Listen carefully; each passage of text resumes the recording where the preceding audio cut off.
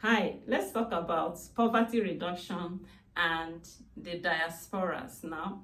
The diasporas are people who are settled or who live in places that are far away from their ancestral homelands, okay? It could equally mean people who live in countries that are different from their countries of origin. Now, there are so many things that could motivate this kind of movement. Somebody could get a job, a better job, and move, relocate from his country of origin to another country. Or some people move because they want a better quality of life, better quality of living for themselves and for their families. Now, one Bible character that was very prominent and who was a diaspora was Joseph.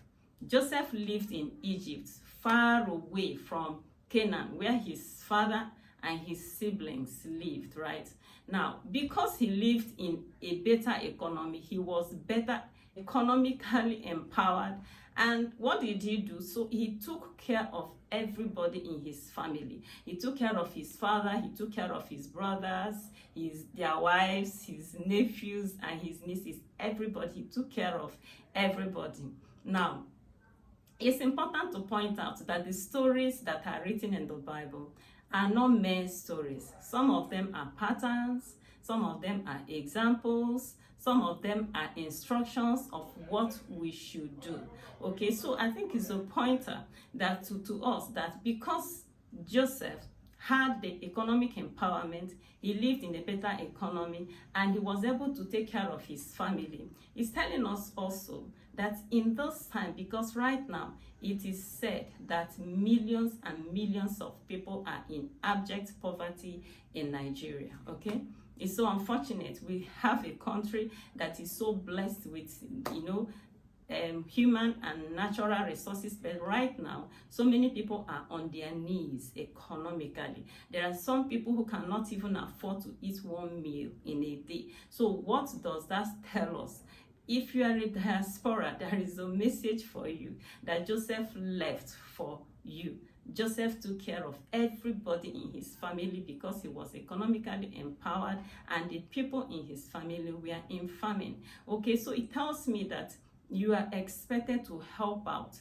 This economy might not last for too long. In this video, we are talking about poverty reduction. What can you do? Okay, what can you do to reduce the level of poverty, the level of suffering of people in your extended family or in your village? Okay? What can you do to alleviate the suffering of the people, just the same way that Joseph helped his people? Now, I have 3 things here that I think we can do to be able to help the suffering people who are in our hometowns. Now, the very first thing that you can do is to set up a food bank for your people. Yes, food is a basic necessity.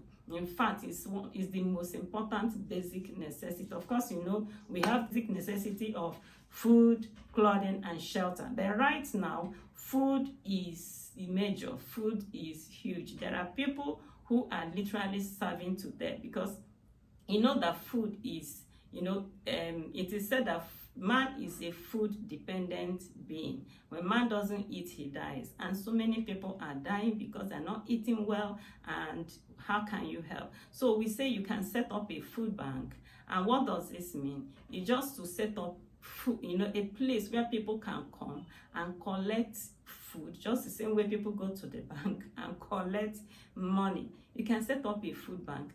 How do you do this? You see, right now, with $100, you can buy close to 2 bags of rice. So if you add a little more money to that, you can buy some bags of rice, bags of beans, and all that, and share to the very vulnerable people in your family, in your, hometown, okay? You can share food to such people. That was exactly what Joseph did. He took care of everybody in his family. You can use the pastor of your church in the village to do this, okay? So they will know the people who are really, really vulnerable.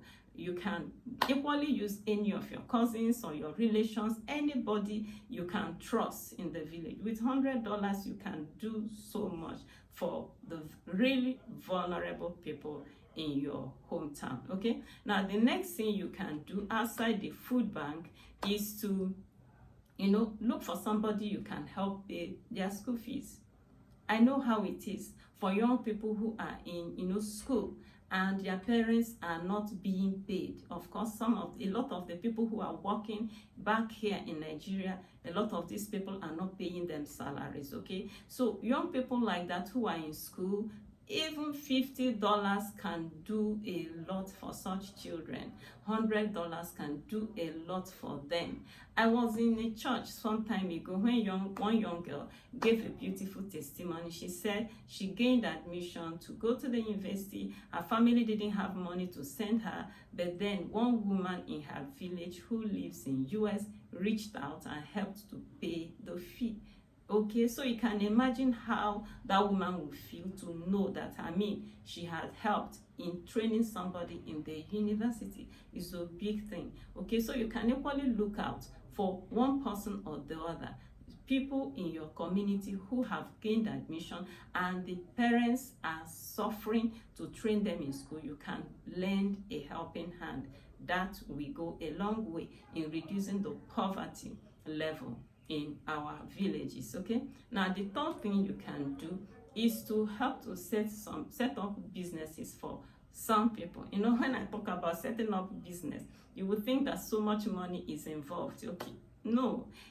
Not long ago I was in my fellowship, and in that fellowship the discussion was how to give loans to some widows that the fellowship takes care of. Give 50,000 naira loan to them, to add to what they do. Some of them sell fruits, some sell vegetables, and we reasoned that if you give them the $50,000, it will help to beef up to boost their trade. Some of them do table trade. Okay, so with $100, 50,000 naira in the hands of some of these women in the villages, would have transformed their lives. You would have changed a lot of things for them, because they're in the village. Some of them boil groundnut, some of them sell vegetable, or they sell fruits. With that, they can do so much, right? They can do so much. And also, there are some young people in the villages who have either learned trade or they have acquired skills, but they're looking for money to set up their businesses or their trades. If you can walk through your cousins or anybody you can trust in the village, or the pastors, I love to be in touch with the pastors who are in my village so that I can know, how they're doing, the challenges that they're going through, and then the, people that are really, really needy in the village. Okay, so you can reach out to the pastors who are in your village. You can reach out to your cousins or anybody you can trust in the village and see the people that you can help, either to give food or to pay school fees or to help to set up businesses for them. If we can do this, we would have gone a long way in helping to alleviate the suffering of our people, helping, to reduce the poverty level of the people in our villages. Okay, thank you so much for being a part of this beautiful video. Please subscribe to my channel if you've not done so, and give me a thumbs up. And until I come your way next time, keep thriving.